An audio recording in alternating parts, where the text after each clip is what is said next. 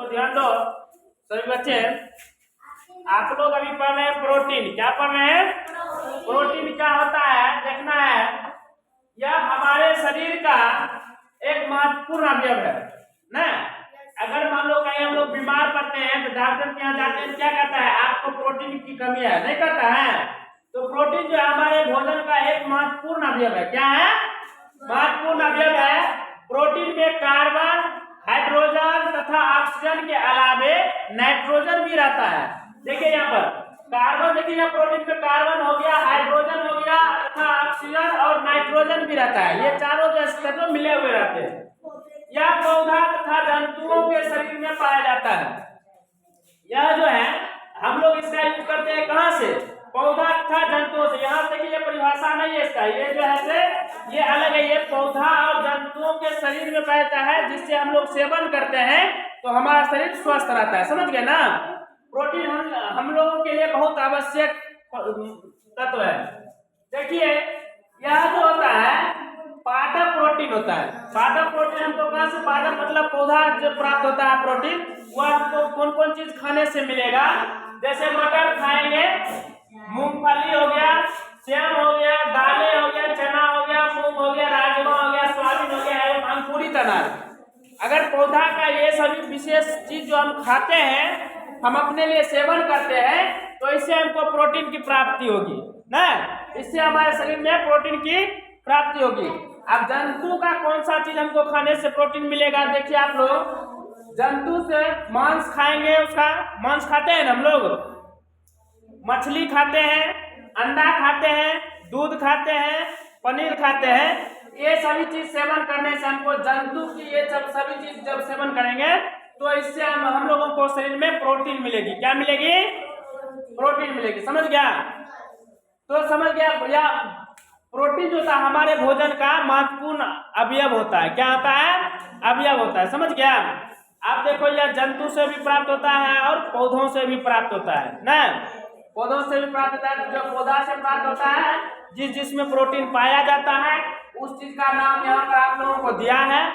जंतु से प्राप्त होता है तो जिस चीज से जंतु से प्राप्त होता है उस चीज का नाम भी यहाँ पर दिया गया है। जैसे मान लिया पौधा से प्राप्त होता है किस चीज से?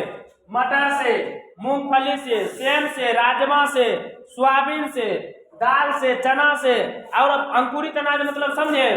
अंकुरित अनाज हो गया, जैसे हम लोग चना फुलाते हैं ना, तो चना जन्म लेता है ना, उसमें एगो अवसाना निकल जाता है। वही चीज जो ऐसे जल्ला टाइप जब पूरे लग जाता है, मूंग फुलाएगी तो मूंग में जल्ला टाइप हो जाएगा, वही अंकुरित अनाज हो गया। यानी कि जन्मा हुआ, अंकुर कर दिया, वह अंकुरन कर दिया। समझ गए? वह मतलब पौधा कहीं पर लगाएंगे तो वह जन्म जो है पौधा का रूप ले लेगा, वही अंकुरित अनाज हो जाता है। समझ गए? आप देखो जंतु से प्राप्त होता है मांस, मछली, अंडा, दूध, दही, पनीर इत्यादि। ये सभी हम जंतु से प्राप्त करते हैं। कहाँ से प्राप्त करते हैं? और ये उसमें प्रचुर मात्रा में प्रोटीन पाया जाता है। समझिए? प्रोटीन का कार्य क्या होता है? प्रोटीन जो हम लोग सेवन करते हैं, जैसे मांस खाते हैं, मछली खाते हैं, दाल खाते हैं, सोयाबीन खाते हैं, चना खाते हैं, ये सब जो प्रोटीन पाते हैं अपने शरीर में, इसका जो है कार्य क्या होगा हमारे शरीर में, तब ना प्रोटीन लेंगे। अरे मान लो तुम जो है सभी डीलर यहाँ से अनाज लेता है, चाहे मान लो तेल लेता है, कुछ भी लेता है, तो उसका काम होना चाहिए ना, कुछ काम करते हैं कि नहीं करते हैं? तो हम लोग जो मान लीजिए डीलर यहाँ से अनाज लेने के लिए जाते हैं या तेल लेने के लिए जाते हैं, तेल जो है लेते हैं तो दीप जलाते हैं पहले। अभी जो है सब उतना नहीं डिबिया जलता है, लेकिन पहले केरोसिन का तेल मिलता था, उसमें डिबिया जलता था ना, पहले डिबिया जलता था ना। ऐसे केरोसिन तेल में भर करके वो बत्ती लगा देते थे, उसमें जो माचिस लगा पूरे रात जलते रहता था।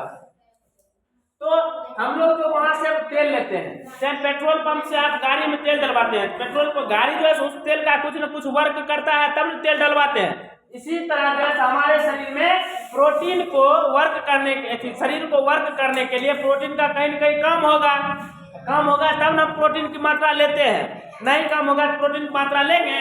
नहीं लेंगे। देखो यह जो होता है हमारे शरीर के ऊतकों का निर्माण एवं मरम्मत करता है। समझ गए? प्रोटीन क्या करता है?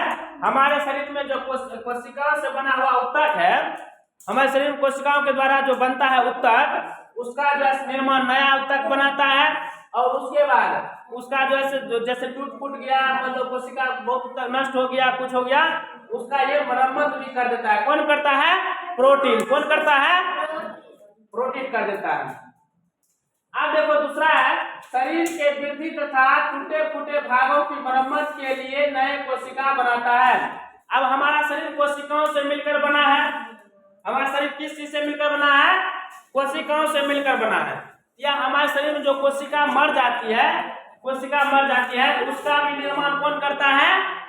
प्रोटीन करता है। और उसमें जो टूटा फूटा भाग होता है उसका भी काम करता है, प्रोटीन ही बनाता है। क्या बनाता है?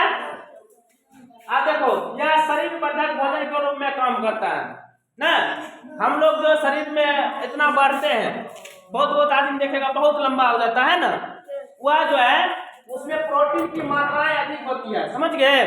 ये शरीर वर्धक भी होता है। इसको जैसे प्रोटीन को शरीर वर्धक भोजन से नाम से भी जाना जाता है, शरीर वर्धक भोजन के नाम से। यानी कि जिससे प्रोटीन के सेवन से क्या होता है? हमारे शरीर में वृद्धि होती है। क्या होती है?